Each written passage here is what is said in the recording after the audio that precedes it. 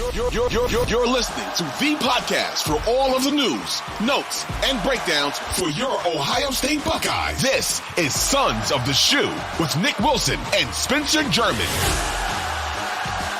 What a turbulent week for Buckeye fans. What started with Michigan winning a national championship ended with a lot of hope in Columbus as a mass of returns. Nick Wilson, Spencer German, the Sons of the Shoe podcast. Make sure to follow the Sons of the Shoe podcast wherever you get your podcasts. Apple, Spotify, of course, the free Odyssey app, 923thefan.com. And, of course, make sure to subscribe right here on 923 The Fan's YouTube channel as well. Make sure to comment on our videos as well. We love interacting with you guys, even the Michigan fans who are always fun there. But as I had mentioned, Spencer German, what a wild, wacky, and turbulent week for Ohio State fans. I think that's a good way to describe it. You get the emotions of having to watch your biggest rival win a national championship and everything that comes with that, which is something we obviously talked about earlier in the week. And I'm going to be honest, though, Nick, my stance at the time was very much that that's a disaster and how could you possibly take any positive away from it? Like, you don't want to see your rival win. Nobody from Michigan was enjoying watching Ohio State win a national championship in 2014 when they won it. It's a miserable feeling. You don't want to see that happen. But I do think, we've had the conversation, and I think there's probably some truth to the idea that this really was. Now, maybe it shouldn't have been the ultimate wake-up call. Maybe they should have seen this coming years prior when you lose to Michigan a couple years in a row.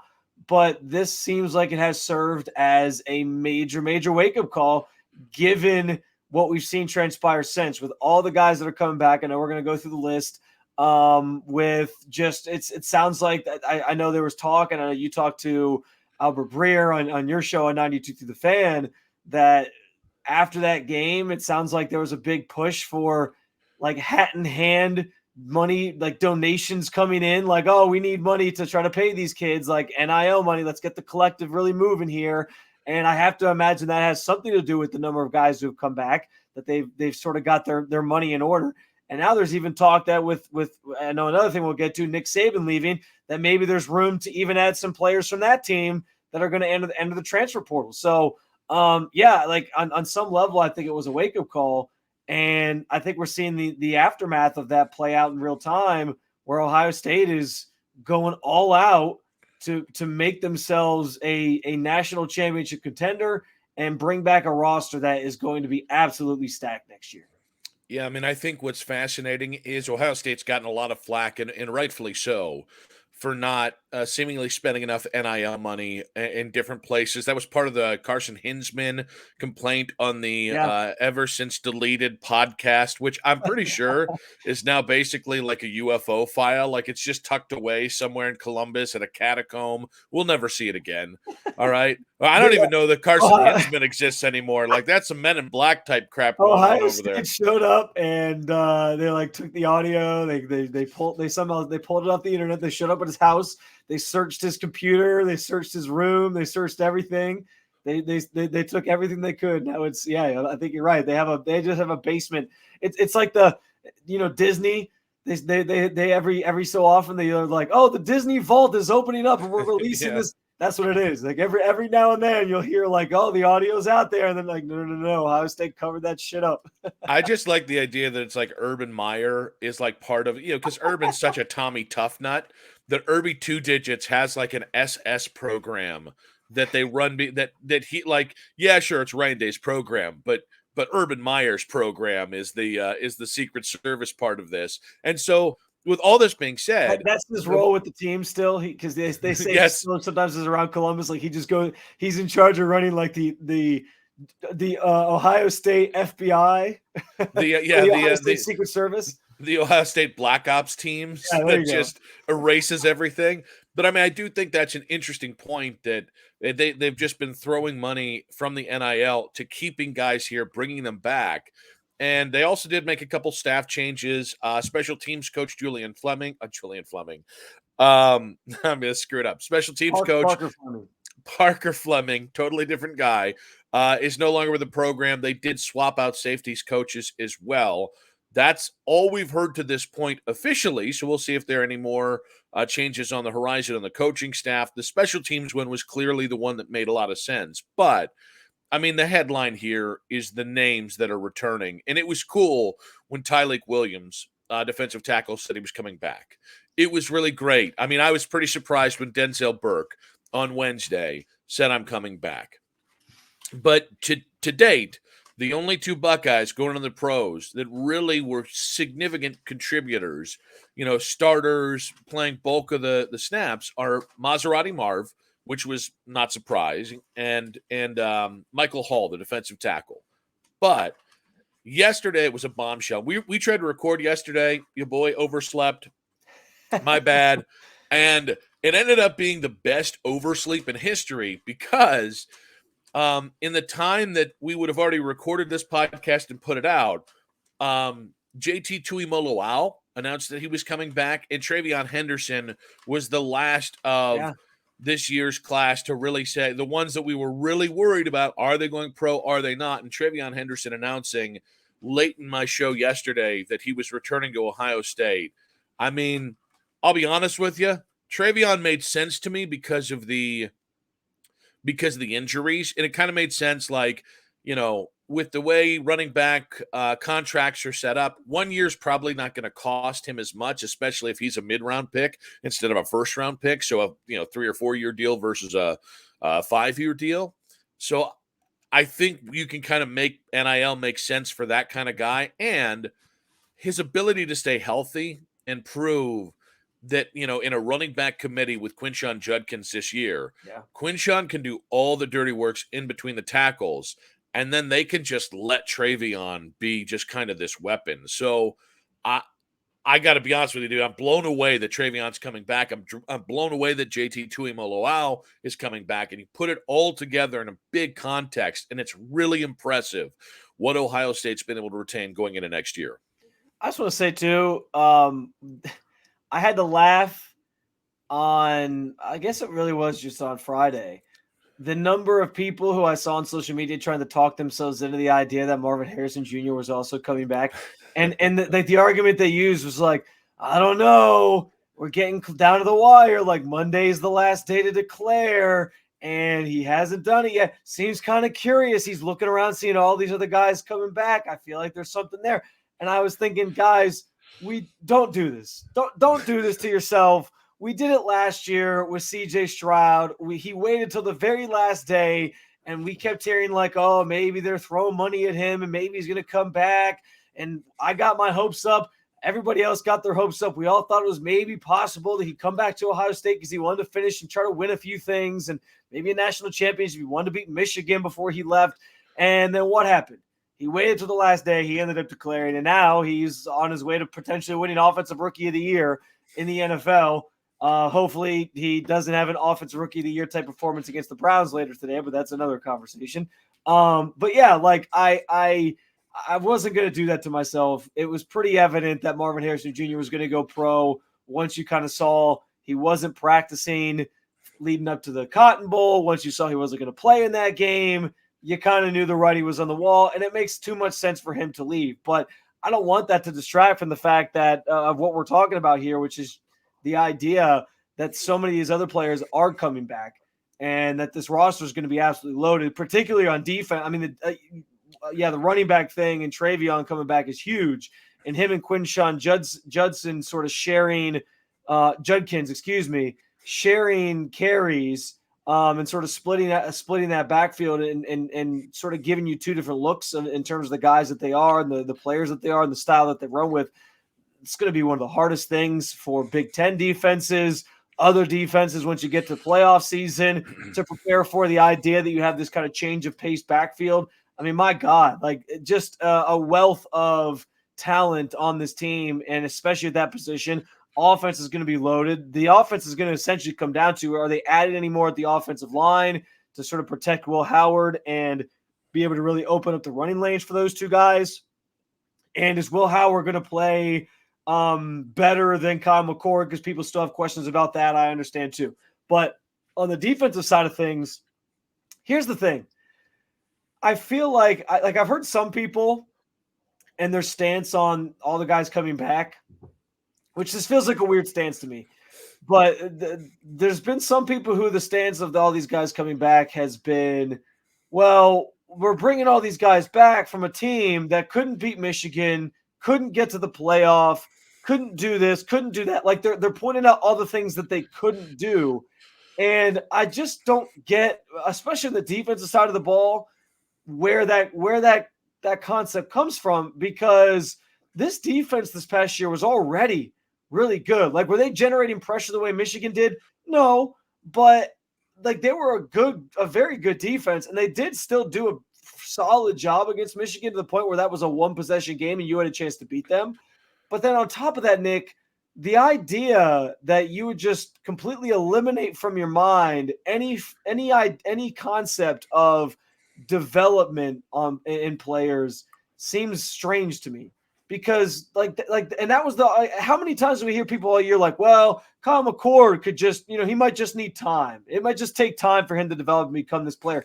Like, I saw Jack Sawyer develop literally right in front of our eyes this season. I've been asking questions about where was this guy. He was touted as the next Bosa, the long lost Bosa brother, the third Bosa brother that wasn't part of the family actually, and he hasn't really delivered. And then late in the season this year, he started playing really, really well. And then I think the Cotton Bowl was kind of his I don't know, the climax of his story, if you will, where he's where he's finally I'm struggling for analogies this morning, I guess.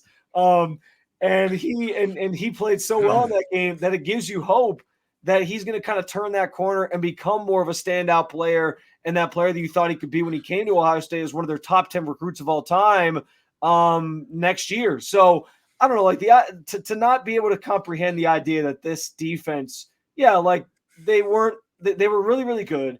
And there's areas where you're like, could they get better as a pass rushing team? Yes. Could they get better in a few other areas? Yes.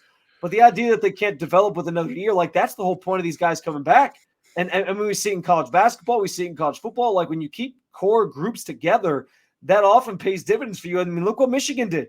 Michigan brought all these guys back. They go and they win the national championship. They weren't as good as a defense and a team last year as they were this year. They got better. So I'm super excited, especially for the defensive side of the ball, because I think that group is going to be so good. And to see just the number of guys who are bought into, the NIL is part of it, but bought into trying to come back and win something here at Ohio State, it has to be exciting. I don't know how it can be anything else. Well, and I just think the reality is experience matters in college football. Yes. Right. And, I don't think it's coincidence that over the last couple of years, you've seen a lot of teams with those more experienced players, guys who've been in college 6, 7, 8 years because of COVID and the transfer rules and all this.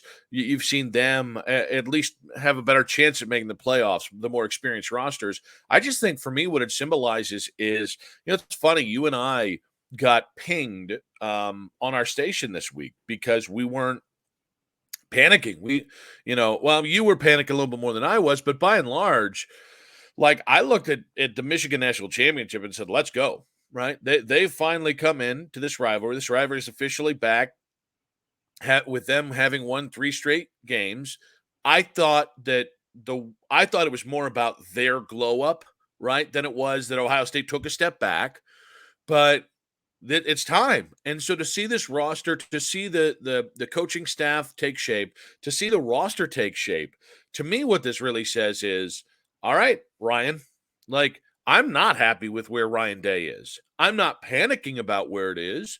But I open the door that next year is insanely crucial for him. But when you start to look at the actual roster itself, find me the excuse. Because if the O-line isn't good enough again, well, that's on Ryan Day. That's not a valid excuse. If Will Howard isn't a better fit for this offense, and that means a better quarterback for Ohio State, then that's on Ryan Day. So last year, when I say last year, I mean the quarterback position, you got your gimme. That was your mulligan. And now this year, with this kind of talent, with the staff changes, there's no excuses because you will have one of the deepest teams in college football, and you will have almost all your star power back. and specifically on offense, Abuka, Carnell Tate, Jeremiah Smith, Brandon Ennis, G. Scott, Quinshon Judkins, Dallas Hayden, Travion Henderson. That is enough to have the kind of offense that we're used to seeing from Ryan Day instead of what felt like a very herky-jerky, anemic offense at point last year that was pretty much just throw the ball to Marvin Harrison Jr. whenever you get a chance. So in that vein, is this, in your opinion, a roster that is a blessing or is it a curse for Ryan Day? Because I'm going into it like, you know me, like I'm the emotional fan. I react as the team does things and I get really into it. And that's why the Michigan panic meter just goes like this all the time. It's like, here it's in the gray. Now it's in the, but anyway, like I'm more on the excited side of it where I see the opportunity here and I'm willing to go in the next year and be like, okay, like I'll admit, and you know, like we both have been maybe less critical of Ryan Day at times than others. Now I think the Cotton Bowl sort of turned things for me where I was like, all right, this guy to put up 3 points in this game, I don't really think the game itself mattered. But to see that performance for a guy who's supposed to be some offensive guru and all this, it was like, okay, this is really disappointing. So, yeah, like I'm willing to go in the next year with questions, with some doubts about him as a coach. I've said it on this show that I think he puckers. He almost becomes James Franklin in key moments at times, and it's disappointing, except against James Franklin. And you can never out James Franklin, just so we're clear. Well, we got to get to that later, but the fact that his name was floated as a potential for the Alabama job is out of this world ridiculous. But anyway, if I had James Franklin's agent, I would have Jeff Bezos money. I'm just going to tell you that right now. You'd be a WFAN right now or something? Yeah, I would be beyond that. I would make Colin Coward. I would make Colin Coward look like a host in Boise, Idaho. That's with James Franklin's agent, anything is possible. I'm pretty damn sure. But you mentioned, so you asked a question about, is it a blessing? Is it a curse? And I think, listen, I think it's a blessing for Ohio State and whatever new AD you have, because there's no room for excuses. There really isn't. And I think it is a blessing for Ryan Day until it's not. And what I mean by that is, I think if you're a head coach going into a year where it may or may not be as simple as you have to go undefeated, you have to beat Michigan, you have to win the Big Ten title, you have to compete in the playoffs, if not win a national championship. As much pressure as that is, as rough as that can be, the reality is you would want everything at your disposal if that was the case.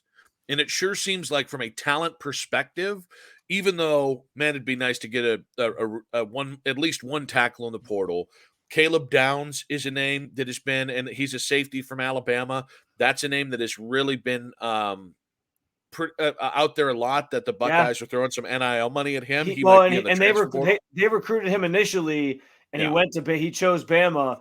I mean, the Saban thing changes the game. Like, I think that's part of this equation too, Nick, in terms of like talking about this roster being a blessing or a curse, because like if you think about the landscape of college football, if you're Ryan Day, like now Nick Saban's kind of out of the picture now, right? And I'm not saying Alabama's going to be garbage, but Kalen DeBoer takes that job. We see the recruits that are considering transferring, all these different things. Like that team's not going to be the same. And I mean, let's face it, like that's the greatest college football coach of all time. That's now not in your path necessarily towards a championship. So that he's out of the way. There's a chance here that Jim Harbaugh is going to go to the pros. And so now he's out of your way. And so like the stage is set. Like there is a path that's kind of clear for you to build this amazing roster. And the only real teams that you feel like are going to be massive challengers to you are maybe a Florida State, depending on the guy. They had a lot of guys transfer, though. That's the biggest thing for them. But like Georgia's always going to be in the conversation. Kirby Smart's a great coach. Oregon's still probably going to be there with Dan Lanning, although they're going to have a different quarterback next year. So like there's these teams that are there, but the path is even more clear than it's ever been potentially. So like I think it is a blessing for him. I think it's also a blessing for Ohio State because they're going to get the clearest picture they can on whether or not Ryan Day should be here long term. Like we're going to have all all the questions that we have answers about, in regards to Ryan Day and his future and his ability to lead this team and all that, those are going to be answered this year. Like, because there's no excuses now. Like, there's nothing standing in his way from being making a deep playoff run, beating Michigan, like all the boxes that you want to check. He should accomplish all those things this year. So listen, I think it's a blessing because they're bringing back a talented roster and it's an opportunity to go win something and have a really special season. But I do think it's more of a blessing for Ryan Day because, like, on one hand, yeah, the pressure's on, but I think the moves and the actions of this week tell me that he already knows that anyway. Like, he knows the pressure's on, and now he's just got to go deliver, and that should be ultimately where his head is at anyway. So I think it's a blessing all around. I do. Yeah, I mean, I think the number one thing is if you're going into a season where it is, whether it's championship or bust or beat Michigan or bust, however you want to frame it, and that's something we'll get into, in future episodes, that specific or bust, the reality is you want a full deck. You want as much at your disposal as possible. And from a roster perspective, I mean, the cup runneth over right now with all these returning players. Real quick, because you know what? I want to hold it. I have a question about the returnees. Yeah. Real quick, I was going to say off of your point, the reason it's a blessing is because it shrinks that margin of error for Ryan Day even more in terms of like winning on the football field. Like, we have questions about him as a coach at times. Like, oh, he did, is he going to be aggressive on fourth down situations and all this different stuff? If you have as much talent as Ohio State has coming back, he now makes it so that his job is just a little bit easier on game day because he doesn't necessarily have to overthink things. Well, hey, 4th and 2, I got Quinshon Judkins, who's one of the best in between the tackle runners in the game. I'm just going to give him the damn football. Like, that's the type of stuff that, like, why I think it's a good thing for him, because now if we're worried about him as a coach, I'm not. This is going to sound bad, but like, if he has to almost coach less, that helps his cause. And I'm not saying that that's how it should be, and you want the best of the best at Ohio State in terms of X's and O's and all these different things. But I think that if there's an opportunity to make his life easier because his team is just so ultra talented, I think that works in his favor, and I think that's what we're seeing. Well, and I just think it's as simple as now it's about culture. And the hope is, because that really is, and I agree with a lot of Ohio State fans have said this, Michigan fans have said this, the difference between Michigan and Ohio State the last couple of years has been culture and a focus. And, I think Ohio State's focus has been world domination. And I think Michigan's focus has been, we're going to start with dominating the Big Ten and work out from there. And I think that 3-year plan came to fruition. They started dominating the Big Ten 3 years ago, and specifically, running the rivalry, running the game. And now you've got they're running the Big Ten. They're running the world now. So I think now it becomes, all right, are these coaching changes really going to help you change the culture? And what are you, Ryan Day, doing to change the culture? Because if he thinks, well, now I have so much talent, I don't have to worry about properly emphasizing the Michigan game, or I don't have to, worry about the changing tides in college football where the gap between the top 3 teams and the top, 4 teams behind them is now nil. Whereas, 3 years ago, that's all that mattered was talent to some degree on a national level.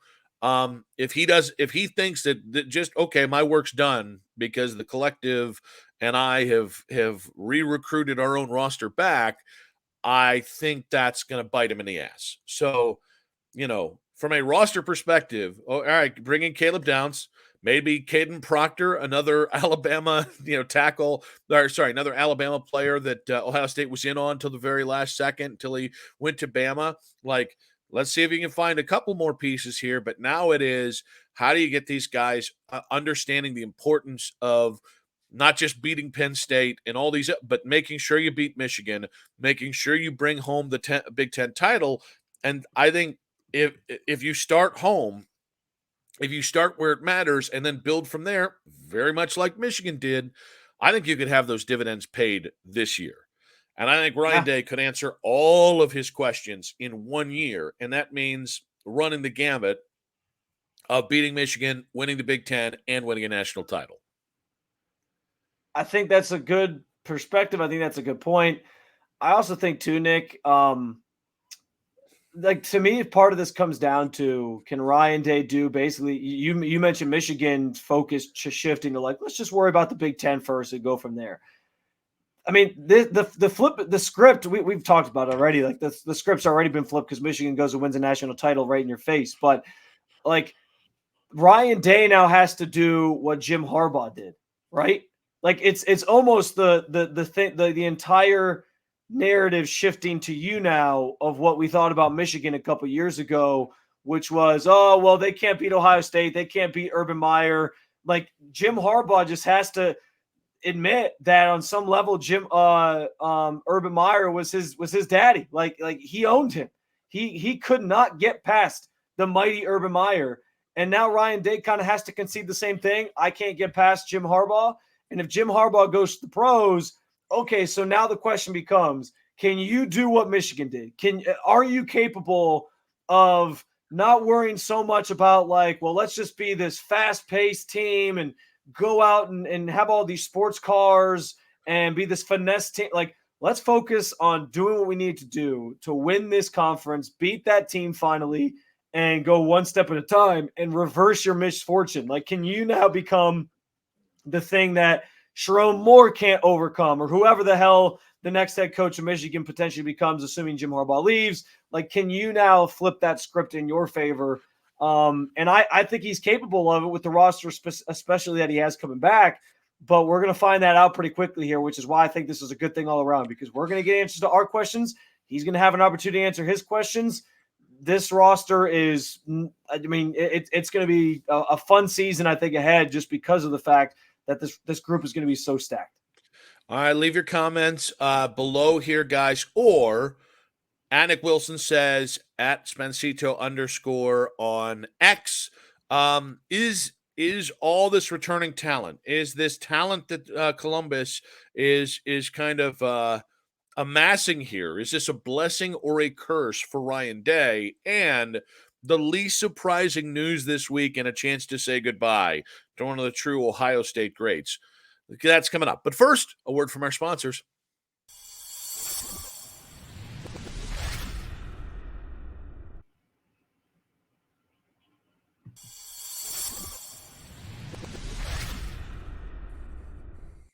So the least surprising news this week, and Ohio State fans held out hope till the very end, as you mentioned in the previous segment.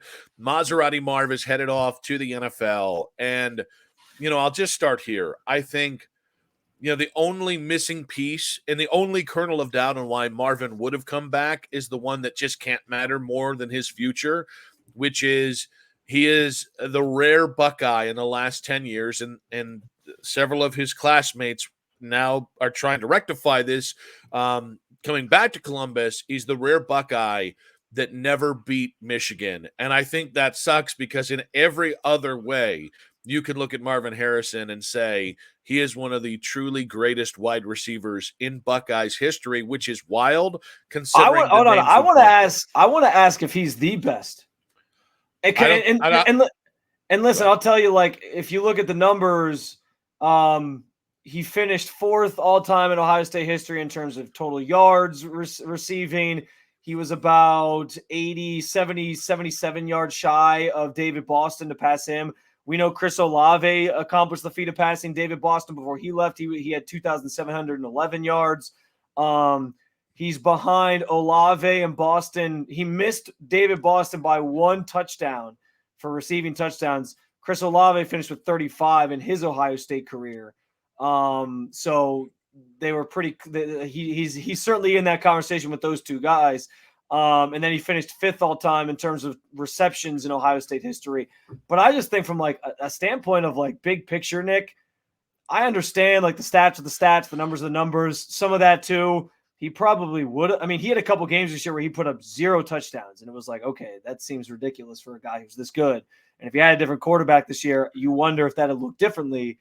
But like, I don't know, I'm hard pressed, and I'm going to fully admit, like, I wasn't necessarily in tune with the David Boston years when I was like a 5 to 8 year old when he was at Ohio State.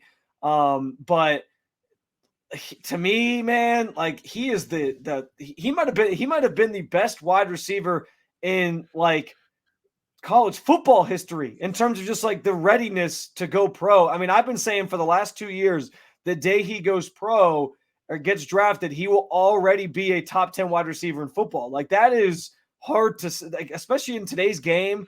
That's a hard thing to imagine a player already being, but he has to be to me like the most talented, exciting, some of the ways he contorted his body to like keep his feet in balance at times. I'll never forget that one play where his leg was like, he had like his knee up in the air and his body's being like pulled out of bounds and he somehow got his foot. It was ridiculous. Like the guy was remarkable. It stinks he didn't win anything, but I think he goes down, like to me, has to be the best wide receiver in Ohio State history. So I think he's going to be the best wide receiver from Ohio State in Ohio State history to go into the NFL. Meaning that I think as great as Terry Glenn was, as great as Michael Thomas has been, as great as Olave looks to be, there are a myriad of other names, by the way, because Ohio State has had so many phenomenal wide receivers. I mean, even Brian Hartline, was like a fifth-round pick or fourth or fifth-round pick and ended up amassing, I think, between 8,000 to 10,000 yards. I might have actually inflated that a little bit off the top of my head, but the point is, even the guys who weren't the number one wide receiver on some teams ended up going to the NFL and having a 5,000-yard career. So I think when it comes to going into the NFL, I think he can be a Hall of Famer. Like I think he can join his dad in the Hall of Fame. That's how great of a player I think he's going to be. I think injuries are going to be the only cause for concern. There's no way he's the best wide receiver in Ohio State history because the team accomplishments weren't there. And I don't really take any joy in saying that. That's fair. But like, I mean, I think in terms of domination, he is as good of a wide receiver as I've ever seen. I mean, honestly, it's a damn shame we didn't get to see what he could do with a better quarterback this year.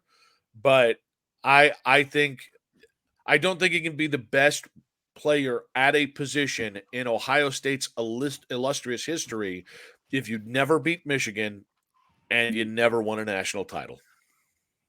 That hurts even more because if only he hadn't got a concussion in that Georgia game, we might be talking about a guy who had a national championship, and then we'd feel differently. Well, by the way, do you agree or disagree with my statement? I think the accolades matter. That's fair. I guess for me, like as we started the conversation, I always, I don't know, I like to look at those things from a standpoint of like, if you take all the stuff that's like, it takes more than just him to earn, and you take that out of it, which again, like the team accomplishment type things, if you're just solely looking at the player and the talent and what he brought to the table. And I do this too with like not to go on this tangent because this can become a whole thing, but like the LeBron, Michael Jordan conversation, to me, listen, if you want to have that argument, I'm not going to sit here and pick sides on that right now. But to me, like LeBron, there's never been a player like LeBron James that's played the game of basketball. Like if just from like the physical specimen part of it, like if you're talking GOAT, he clearly had more like ability and talent than Michael Jordan did. But obviously Michael Jordan did a lot with what he had and became this accomplished figure that we consider the GOAT. So like the accolades do matter in that conversation. But I think like if you're just looking solely at the player, like LeBron James is like something we've never seen before. And that's kind of the way I was taking it with Marvin, was at face value, like just look at the player, look at his body of work in terms of like the stats, the numbers, and also just what he does physically from a talent standpoint. We have never seen anything like Marvin Harrison Jr. as a receiver at Ohio State. And there's been some really good wide receivers. Like, I mean, that guy stepped in that Rose Bowl game and lit it up as essentially he was a true freshman, I believe, that year. And it's been a fun ride to see him develop into what he is. You're right. It stinks that it doesn't come with the accolades and the championships or beating Michigan, the gold pants. But it has been fun. You wish he had more of that. But I walk away feeling like I've witnessed truly one of the greatest players I've ever seen in college football, ever. Yeah, I mean, I would say I actually disagree that we've never seen anything like this at Ohio State. I think I think Ohio State fans remember Chris Carter when he was a very True. young pup I'm being before. hyperbolic for sure, but Well, but like, I mean, I think Ted Ginn was a guy that I just never seen anybody with that kind of speed. So, like, I don't think the gap between who Marvin was, or Olave, or Michael Thomas, or Ted Ginn, or Terry Glenn, or Chris Carter. And by the way, I'm leaving out like 5 names in there, and probably of just the last 15, 20 years. But I think when it comes down to Marvin, I actually think this last year was his most impressive year, simply because Ibuka was hurt most of the year. Travion was hurt for a bulk of the middle of the year. And even though Cade Stover had a couple moments, G. Scott, Carnell Tate, like you go through, some of these guys, they had plenty of talent, but he had to be the offense. yeah. If Marvin had actually had a better quarterback this year, one, his numbers would be off of the chart and all that other stuff. But he just wouldn't have been in charge with scoring that many points, and he really was. Like, you're at any point, Kyle McCord was looking at him because Kyle McCord knew that's my whoopee. So not only did he protect a young quarterback who, quite frankly, was not very good, and I'm gonna rubber stamp this take. I cannot wait to be vindicated when Kyle McCord gets benched at Syracuse next year, or when Kyle McCord wins six games, because you're waiting for it to happen. You're going to be rooting. You're rooting hard for that to happen so you can be right. And I here's the thing, I don't root for the young man to fail, but I just think the amount of takes that Kyle McCord is some otherworldly player. Oh, he's a top 10 quarterback. No, his stats are top 10, and that's because of Marvin Harrison. Yeah. And I think Marvin Harrison's individual legacy at Ohio State is going to age really, really well based on what happens with Kyle McCord elsewhere. But like, thinking back to this year, he was the offense for most of the year. And the thing that I will give him, 2 years ago, you had Ibuka, you had other weapons, you had a healthier team, you had CJ Stroud. So it's not that it wasn't impressive. It's that there were other key pieces functioning around him offensively. This year, it was Marvin Harrison Jr. And almost to the Buckeyes, and not discredit, but like, watch. It's like Steph Curry in basketball. Watch the defensive gravity and the defensive mindset paid to Marvin Harrison Jr. this year, because they could throw bracket coverage him, or they could throw 2 or 3 guys, or have 3 guys in the general vicinity. That's because they could, and Marvin still had a historic season. That, I do think, is a feather in his cap, what he did in his final year in Columbus, because it's not his fault, as you'd said, that they didn't beat Michigan, or that they didn't win a national championship this year. That belongs on the pieces around him. But for him to still be at the level he was this year is wildly and incredibly impressive. Agreed. And I see your point for sure on like some of these are the great Ohio State wide receivers. I've just been so impressed every time he takes the field. And you're right, like it's the same conversation we have with like Myles Garrett in the Browns, where he was the player that you were scheming for. The opponent, that was the first person you're talking about when you were scheming for Ohio State. It was, we have to find a way to take this guy specifically away, and if we can do that, we have a chance to win. I was going to bring up real quick, because you mentioned Michael Thomas. It's funny, like Michael Thomas he's had a lot of injuries of late, obviously, and that's kind of derailed his career. But when he first got to the NFL and broke out as a rookie and all this different stuff, and he earned the big contract, he was at one point one of the best, if not the best, receiver in the NFL. It's funny though, because like I don't even necessarily like I remember bits and pieces of his career. I remember the touchdown and during the playoff run that he had. But he's only like 24th on this list all time in terms of yards, and in terms of touchdowns, he is 13th. So like he's a little bit lower on the list. Like I don't even think of him as like an all-time great necessarily Ohio State receiver. He is, and he won a championship, so that elevates him a little bit.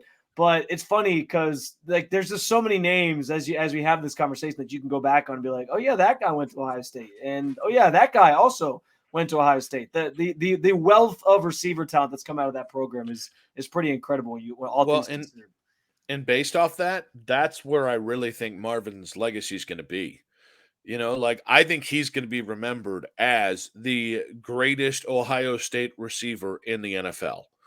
And that's because the accolades just weren't there this year, like the individual accolades were, but the team accolades the last 3 years weren't there. Yeah. But I think if this dude goes, if he goes to Chicago, I think he's making Justin Fields' career. I really think he has. I think that could be Joe Burrow and Jamar Chase. That's how important I think Marvin could be. And like I'll say it again, if this guy stays healthy, 10,000 yards is like the beginning point for the conversation for his career. Because he'll like his dad, he'll play. You can tell he's going to work his ass off and just be a key part. Like he's not content with just making the NFL.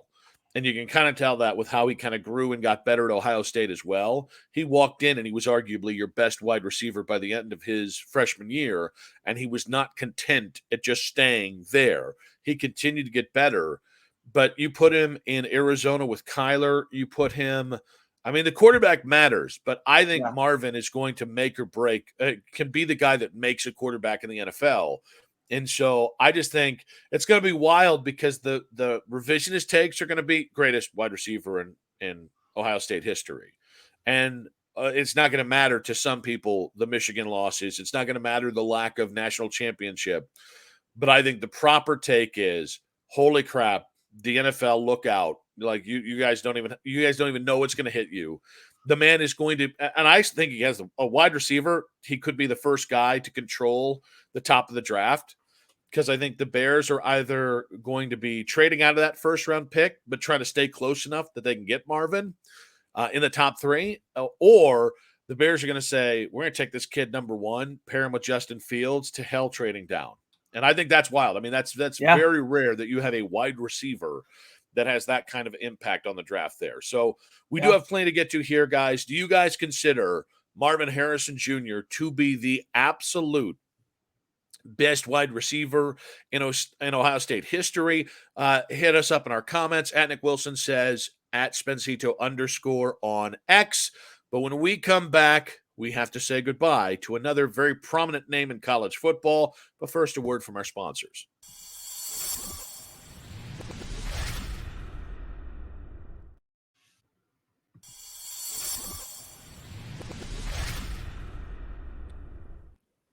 All right, guys, final segment of today's Sons of the Shoe podcast. We'll get to the Michigan Panic Meter in just a moment here. But the latest reports on the Michigan coaching front, Jim Harbaugh will visit the Chargers this week. And what's interesting is that's really been the team he's most been connected to. Carolina does not appear to be a possibility. There is some scuttlebutt now that Washington has a GM with 49ers ties, that maybe that could be a spot for Harbaugh. But I thought it was interesting, Spencer, for all those people, and I was one of them. I thought it was fait accompli. He was gone. The Vegas odds went from plus 700 after Michigan won the national title that he would not be in the NFL next year. So really good odds that you would have to kind of almost a sucker's bet to take plus 700 for a coach expected to go to the NFL. And by the end of the week, it was in the minus 100s that he would be not coaching in the NFL. So Vegas money thinks that Jim Harbaugh is going back to Michigan for what it's worth. I thought the Chargers still had the best odds. So this is just will he be in college? Will he be in the NFL? Okay. Okay. Because I heard somebody at one point was talking about how like the Chargers have the best odds and the second best odds were he stays in college. And then like the third best odds, like further down the list, were like the Raiders or something like that. So yeah, I think that's interesting. Listen, we knew all along he was going to field some offers or sort of look around and explore, particularly because he didn't sign that contract that was apparently on the table that said, hey, the only stipulation is you can't look at NFL jobs this year. So I think we've already kind of exhausted the Harbaugh to the NFL conversation, but I'll repeat the same things I've been saying, which is I just think that guy wants to win at that level too. He already knows he had success at that level. There's only 3 coaches all time who have been, 2 of them were basically named national champions and then won a Super Bowl. the only one who's actually truly won both of those outright is Pete Carroll. So he'd be in some elite company, and that was kind of the question he got asked after the win the other night. He would be in some elite company if he could pull that off. I just think too, Nick, like, I understand the allure of winning the national championship, and maybe that pulls at the heartstrings a little bit to bring it back. It sounds like Michigan's trying to make like a final push to get him or keep him around. But at the same time, like, with the sanctions that are going to be coming, like this, I just think it's going to be too much for him, where he's like, I don't want to deal with any of this bullshit anymore. I'm going to go to the NFL and sort of seek refuge there, and I know that I can win here and see what happens. So I don't know. And listen, there's nothing saying he can't ever go back to Michigan. Like, if it doesn't work out in the Chargers in like 3-4 years, you don't think Michigan's going to be like, hey, come back. We want you. You want us a national championship. Like, he's got a one-way ticket back there anytime he wants. I think it's really fascinating. I think there was a reporter who said people around the NFL expect Jim Harbaugh in the NFL, but people around Harbaugh, and by the way, people around Michigan expect him in the NFL, but people who are in his inner circle think he might want to stay at Michigan. And I just think that's a really fascinating idea of this whole time we've assumed he wants to go to the NFL. But this might come down to he just wants to feel the love, which I think we can all understand. Let's get to the Michigan panic meter here. And I got to be honest with you, I almost regret going into the full gray, where I am just completely light gray, no panic, earlier this week. I think it was after Will Howard committed last week, because now I'm really not worried. Ohio State has returned as much talent as you possibly could have expected, and even more. And to me, I was pretty confident you had a good chance to beat Michigan because of a lot of different circumstances next year, before Travion Henderson, Emeka Ibuka, and JT Tuimoloau came back. But that is, like, I think you can make a case that Travion was maybe your best offensive player at points, even with Marvin on the field at points in the second half of the year. I think Emeka Ibuka is going to reestablish his value this year, and I think he's destined for a monster season because all he needs to do is stay healthy. And I think Tuimoloau changes the explosiveness of your defense. So I am even in a lighter. I have zero concern about beating Michigan. That's right, total gray. A total gray. I am fully damn torqued, as they would say on my old night show. How about you?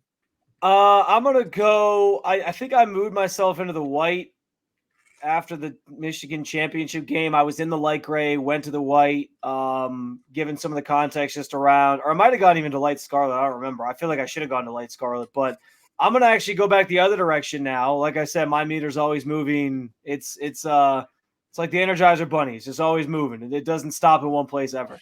It moved. I'm going to go light gray. So just below you, I'm going to be in the light gray.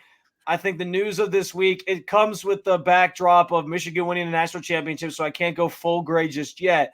And the idea that maybe Harbaugh sticks around now that we just kind of talked about, that kind of has me a little bit like, okay, that's not maybe good for Ryan Day because he has gotten outcoached by him. But given just everything surrounding Ohio State and the push that they've made after seeing Michigan win the championship to really bolster this roster, bring guys back, build a juggernaut team.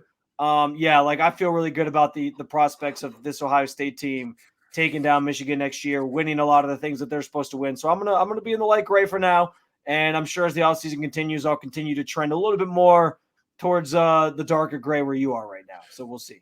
So while we wait to find out whether you're going to try to lure, you're going to be like, hey, come on in. Water's fine in the dark gray end of the pool. I just think it's funny that I don't know if a dark gray water in a pool is a good thing, but I just think it's funny that the people who panic the hardest are also the people who are like most skeptical about being super excited. Like I feel like you went hard in the paint on earlier this week about what a Michigan national championship meant for Ohio State, which, by the way, was our number one most watched video ever so far on Thank YouTube. You. So and I think our most downloaded podcast as well. So we want to say thank you to guys for that. We appreciate that. All the comments, all the stuff we're getting on social media as well. We appreciate all that. But I think it's wild that you guys aren't the ones, the first ones running back.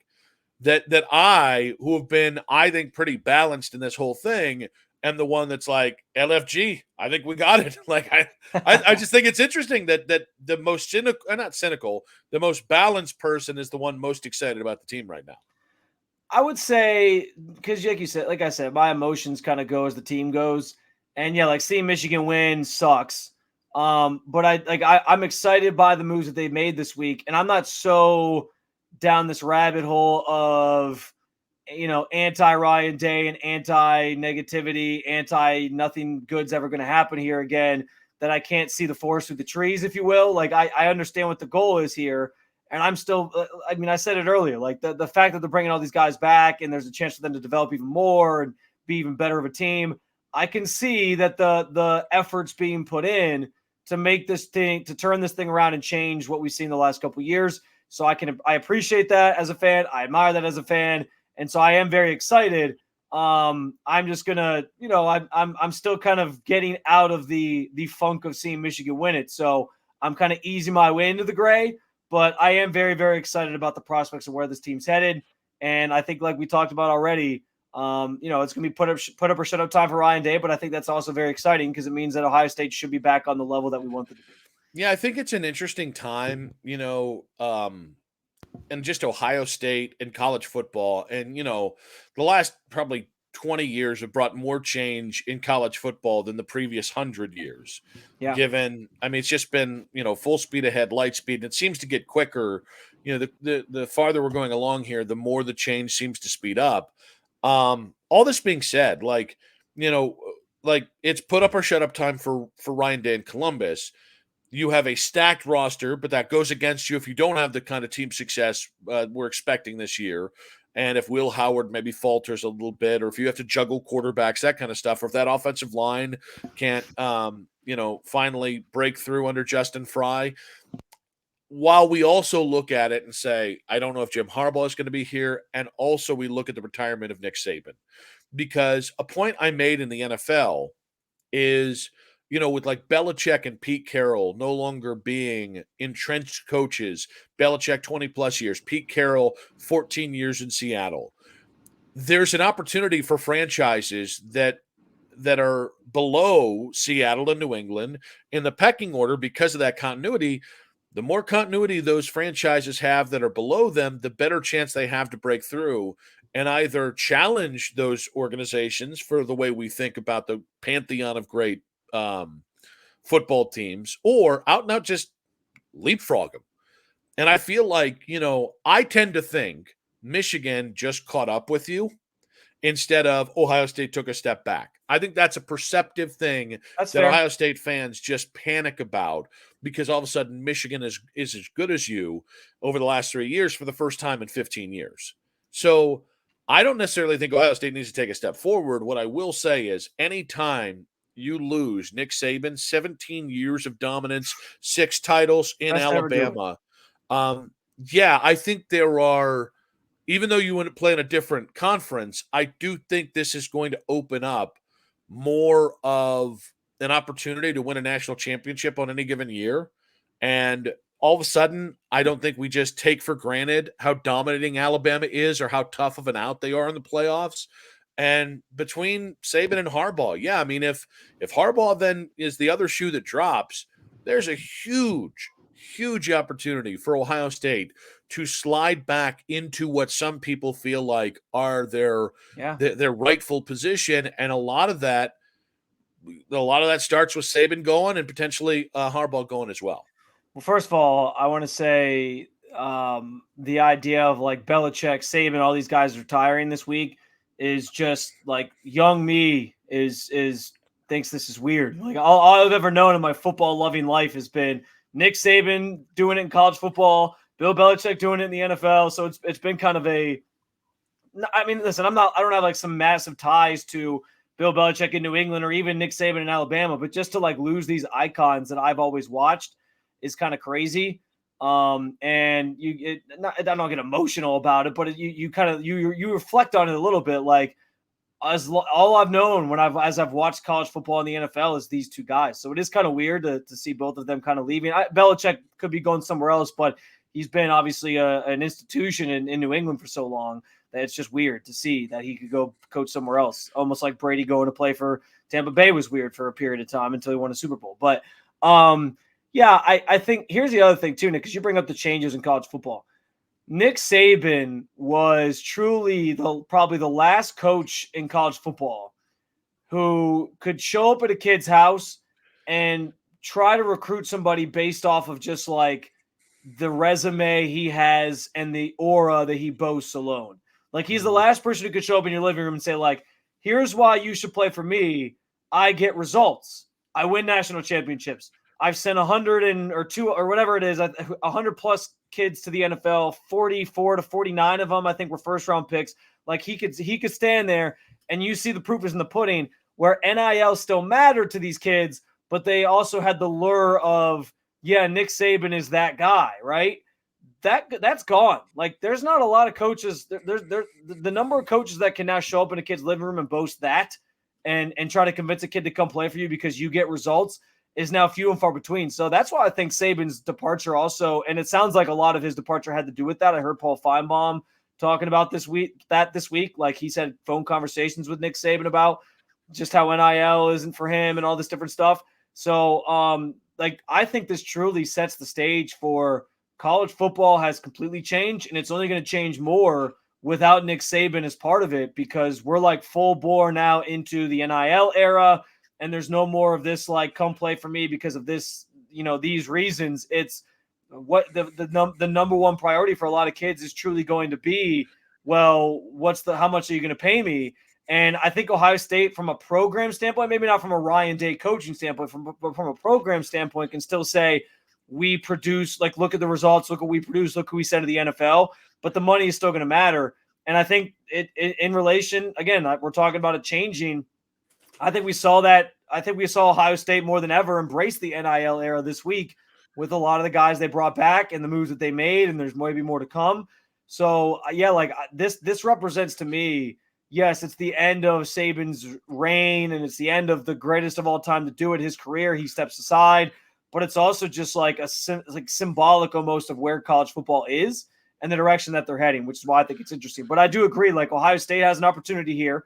If you don't embrace NIL, you're going to get left behind. So sorry, Dabo Swinney, which, by the way, one of the funniest things that came out of this week was I was relishing and seeing all these videos and things from Alabama fans. Alabama fans wanted nothing to do with Dabo. Not a damn thing. All I saw was anybody but Dabo was like the slogan on social media for who they wanted the next head coach to be. That guy is an Alabama alum, and they don't even want him. Like, that tells you all you need to know. He would have showed up in that locker room and been like, well, we don't need NIL. We got Jesus. And everybody would have hit the transfer portal immediately that second. It would have been hilarious. I think they were kind of dumb for not talking to Dabo. And maybe Dabo said he doesn't want to go. He's been staunch that he's happy at Clemson. I think the resume, what he did at Clemson, is so much more impressive than what some guys do at other Power 5 schools, because Clemson had not been at this level that they had been up until about 2 years ago, until Dabo got there. So I digress, because I also think Dabo can be a bit of a clown sometimes, and his transfer portal ideas are just ridiculous. But I do think, real quick, like, I can't hear anything you're saying. How many more names? Sorry. How many more names down the list? Because I think it's obvious Kalen DeBoer was not their number one choice based on the reporting and things that have played out. How many more names down the list? Like if Kalen DeBoer said, I'm staying at Washington, how many more names until you got to James Franklin? That's the real question. Well, again, like we've talked about, James Franklin's agent, if you want to represent a fat radio guy with limited talent, at Nick Wilson says on X, okay? But no, I would say I would definitely not say the top 10.